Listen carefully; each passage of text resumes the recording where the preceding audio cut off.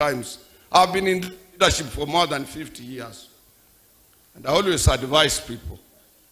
It's always better 1,000 times to have a bad government than not to have one.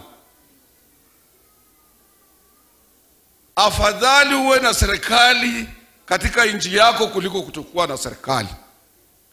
Sasa hivi mimi nilikuwa na ofisi kule Sudan, Khartoum, kwa ajili mimi ni president wa the larger Eastern African Trade Union Confederation kutoka Madagascar mpaka Eritrea. Kule Khartoum huwezi ingia, nchi ilikuwa sawa, huwezi kuingia kule, hakuna immigration, hakuna nini, kuna chakula, watu walihama, ilibidi tuhamishe ofisi yetu tupeleke Cairo. Kwenda Goma kule Kongo, kwenda zile nchi ambazo na shida. Angalia katika televisheni yako yale yanayofanyika katika Gaza. Mwaka wa 94 watu walimalizana Rwanda. Ukifikiria utaleta fujo na uone raha, hautaona. And the world is watching. You will butcher yourself while the international world is watching. Nobody will come for your aid. Keep peace.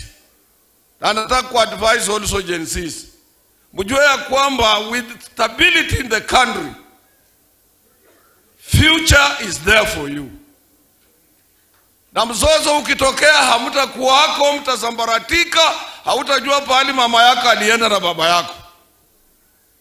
Let's keep this nation. Let's support the president. Let's support the government.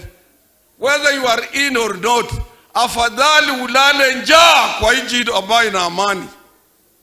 I'm telling you, as a man who has been around for some times, peace is most important.